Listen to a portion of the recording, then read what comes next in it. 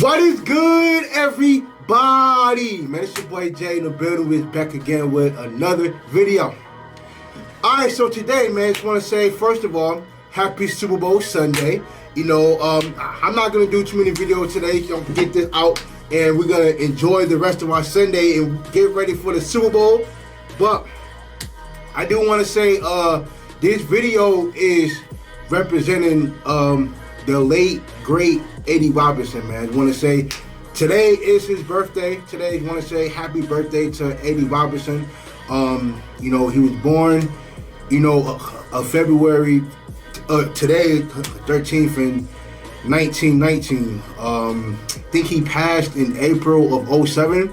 So, me personally, me never really experiencing his greatness, I kind of wanted to, you know, just, you know, do like a video, and like I am gonna react to a video that I guess ESPN has done for him. But I want to say this, man. You know, before I went to my respective HBCU, I didn't know anything about HBCUs at all.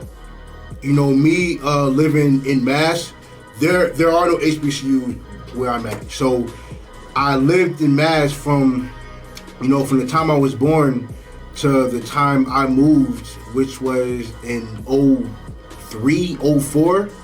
Yes, I moved in 03 and 04. And then, you know, I finished off my high school career and I graduated in 08. So that's when I went to Livingstone. So I really didn't know anything about Eddie Robinson until possibly my junior, maybe even senior year, you know, and especially with, you know, me being at the birthplace of black college football. You know, I would think that would be history in itself, but nobody really even told me the history behind Eddie Robinson. And so I had, you know, so I found out for myself, and I read up on him, you know, and read some really great things. You know, like he coached for 54 years.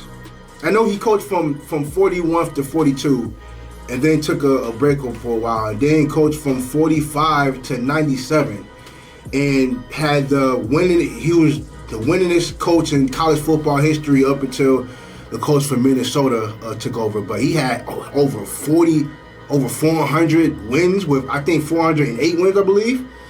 Yeah, he had, man, that's a long history of winning, man. So I definitely want, you know, so we are going to watch a video of ESPN honoring the late, great Eddie Robinson. So, without further ado, we are about to go ahead and get this video started. So, let's get it going. Robinson is remembered today for his character and for his leadership. To the edge of this new century, from a time of segregation and inequality, with an unwavering message of discipline and pride. I got it up as high as I can, so if y'all can't hear it, I'm sorry. I apologize. As far as black Americans are concerned, he is, if you will, the Vince Lombardi of coaches. I hope you read the papers this morning. Didn't nobody pick you? Eddie Robinson is about as admired as any coach that ever coached the game of football. You look to Eddie Robinson for judgment and guidance. He was a leader and someone that held the respect and the esteem of people everywhere. Okay. Born in Jackson, Louisiana in 1919 to the son of a sharecropper, Robinson played quarterback at Leland College. In 1941, he was hired by the Louisiana Negro Normal and Industrial Institute, which would later become Grambling State. Besides football, Robinson I read about that before. Coached basketball, baseball, and the women's drill team. He did things that these modern coaches with big staffs. And you know what I heard too? Hey, before we finish this video, I read that before he got a staff, that he mowed the field. He did the field by himself. Like he finished his football field by himself and taped his players. Dog, yo, that's legendary. That is absolutely legendary. I'm sorry, that is legendary. All kinds of facilities. That is crazy. It was almost like a marriage. Grambling needed him. They met just at the right time. And when they met, they both grew. Eddie Robinson got the players who would have been going to LSU and Alabama and Georgia. Those guys went to play at Grambling because they couldn't play at those white schools. Robinson sent more than I've said that before players to the NFL, beginning with Tank Younger to the Los Angeles Rams in 1949. 4 others, Willie Davis, Charlie Joyner, Willie Brown, and Buck Buchanan, are enshrined in the Pro Football Hall of Fame. And in 1988, Redskins quarterback Doug Williams was named Super Bowl MVP, an honor unthinkable when Robinson began his own long walk to glory. Coach Robinson was absolutely determined and committed that you would play the game fundamentally sound. Let's not let the game get away and say what could have happened. He could take you out of the backwoods of Louisiana, and pretty soon he had you living up to some expectations that you can have a career in this game. But if professional football was not in a player's future, he was likely made of the right stuff for having played under Robinson. Some 80% of his players graduated. 80% is really good. Someone who molded men, someone who is a pioneer, someone who is a teacher as much as a football coach. That's dope. Eddie really took time to learn about the individual, to care for the person. And He walked in there. To disappoint Coach Rob, because he was like a surrogate father to so many guys. It was the absolute right place for me to go because I had a father figure and a coach all in one in Eddie at a time in my life when I truly needed that. That's dope. On October 5th, 1985, Robinson surpassed Bear Bryant's collegiate record with his 324th victory. After retiring from coaching in 1997 with 408 wins and 17 Southwestern Athletic Conference championships, Robinson remained closely entwined with the school he put on the college football map.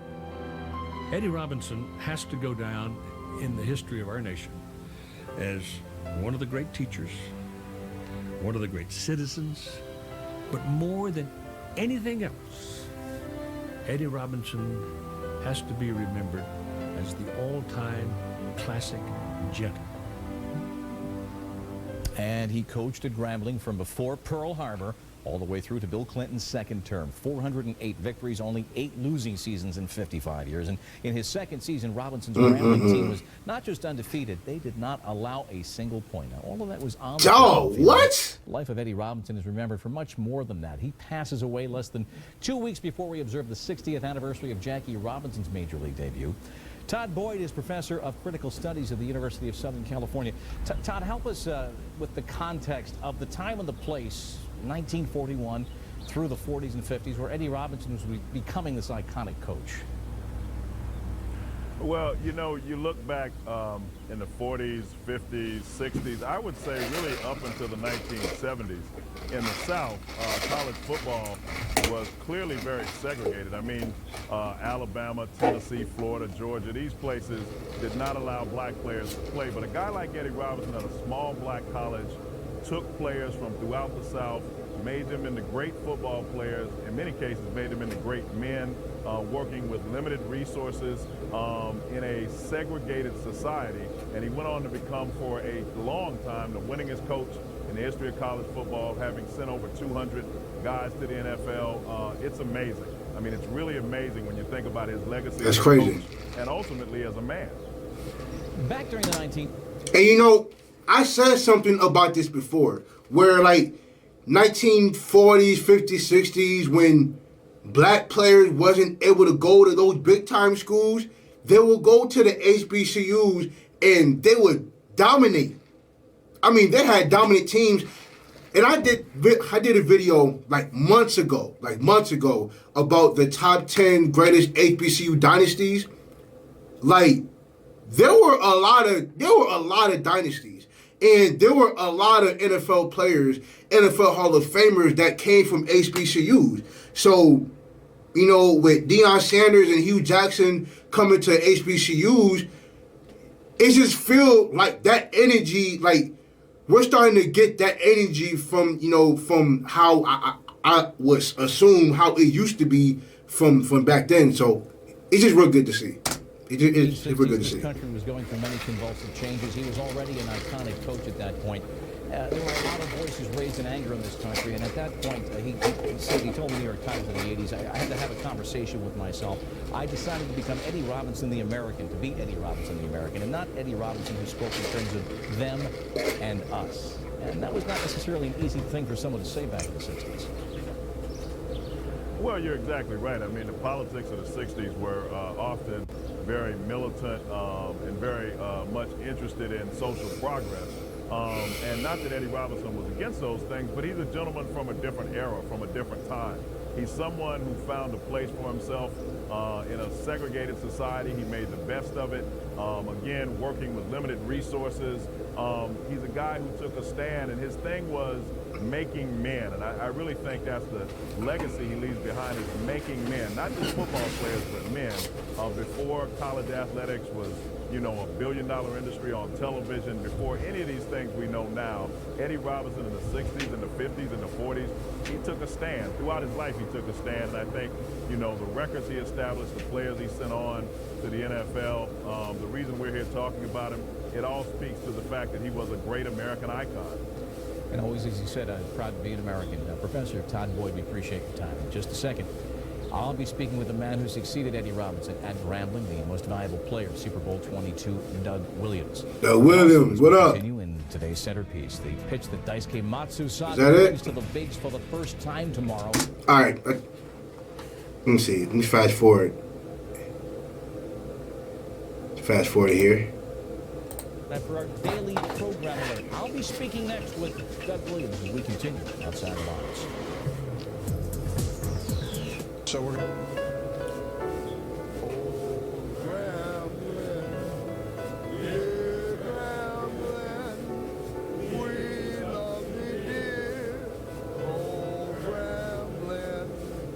Since 41, it's been Grambling, and that's what it is. I wanted to coach since the time I 54 years, man. That is a long time, man. Knock hell out of him and let him know one thing: that boy, you gonna be in trouble this evening. You got a good man in front of you. And when I did, it's 41. Saw him free, Mr. Pine, the winning attitude that made us scramble. It's the most rewarding profession in the world. And no man is too great to coach the American youth. Take that step and bring that shoulder. All right, let's go down. Heck one. Turn. Good. My whole career, I got a piece of every teacher I had, and every football player that's been through here, I got a piece of it. I think I'm the luckiest man in the world to have the privilege to coach people like me. Oh, Grambling, Grambling. That's what's up, man. Bro, don't cry, bro. You gonna make me cry, but don't do that, bro. Don't do that. Come on, man. Don't do that, man. You gonna make me cry up in here. Among the more than 200 Grambling players whom Eddie Robinson sent on to the National Football League, Doug Williams, who succeeded him as the head coach at his alma mater, of course, the Super Bowl MVP. I saw you listening to that piece and reacting to it. And when Coach says he has a piece of all of his former players, what piece does he have of you? I think he has the piece of me being able to accomplish everything that I was able to do in the National Football League. He gave me that opportunity. He took time with me. He made sure fundamentally that I was sound and able to go and compete. So that's the piece that he has. Why was he so successful? Over 400 victories, 50-plus years. What made him a successful coach? Well, first of all, I think he was bigger than a coach, Bob. You know, coach didn't look at it from the X's and the O's and the fundamentals.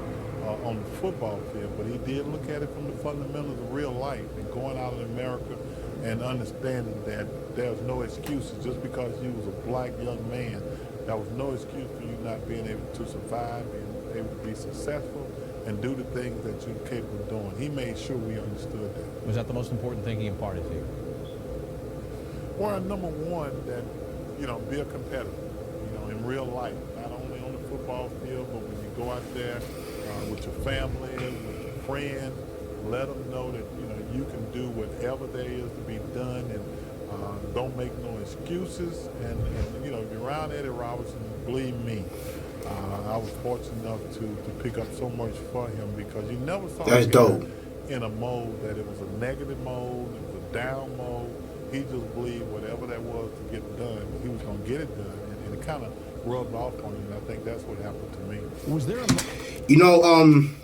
that's kind of like a coach that I had, there's not too many coaches that speak about Eddie Robinson. Like, for me personally, like, I had a coach, his Coach Huey. I think that's the kind of coach that, like, if there was anybody that I got coached by that would remind me of a guy like that, it's definitely Coach Huey. Like, I only had him for 2 years, but he was the best coach that I've ever played for. Like, it didn't hurt that, that he was a DB coach and was like 9 years older than me, but he really understood us, as players. So, so that's who, like, my coach kind of remind me of. Eddie Robinson. Career that in the last 24 hours you look back on saying, I'm trying not to talk as much because I know, like, it's not loud. So. Well, you know what? I think I look back to 1977. We was in Tokyo, Japan, and we was playing Temple. And we came back and we won that game 35-32. And that was the same week that had the Heisman Trophy voted. And I played for the Heisman Trophy, and I would get an opportunity to be invited to the dinner. And we was in the room, in the dressing room after the game, and he made everybody be quiet. He got up and he told the whole team, he said, I don't care what anybody say in America. The Heisman Trophy winner is in our room. That's and I thought for me, that was a high compliment to ever come from Eddie Robinson. He, of course, had 200-plus players. You're among them that moved on to professional football from the Grambling program. But since he passed, we hear so many people talking about the legacy of just what he imparted to Grambling men across the board. When Grambling guys gathered to talk about the coach, what do they talk about? I think, number one, you talk about the 200 guys who had an opportunity to go to the National Football League is one thing, but the guys that play with those 200 guys have the same extended family. They might not have an opportunity to play in the National Football League, but you can believe one thing, they was part of whatever we did who got an opportunity. Those guys had the same belief that we had, because they had the same teaching and mentoring that we got from Eddie Robinson. I think that was the bottom line. They might not can run as fast, throw as far, catch the football like a lot of us was able to do, but at the same time, they knew how to survive, how to be American, how to treat people. We appreciate it very much, Doug, and our condolences on the loss of your coach. Thanks, Bob. We want to start right there. Yeah, man. Dog, to read what he's done, to, like, from back then to, like I said before, to him being coaches from different sports, to doing what he did on the field, he fixed the field, like he painted the field, mowed the grass, and taped his players. Like, that right there, I never heard anybody doing that. Never. And for him to be as successful as he was as a head coach, bro, it just speaks volumes to the amount of people that loved and cared about him. And for as many players as he put in the NFL, and the amount of them that are in the Hall of Fame, bro, it definitely just speaks volumes to the value of, of his legacy. So I definitely appreciate what he's done for all HBCUs. Like, even though, like, I'll tell anybody, like, look, I went to the school that is the birthplace of black college football.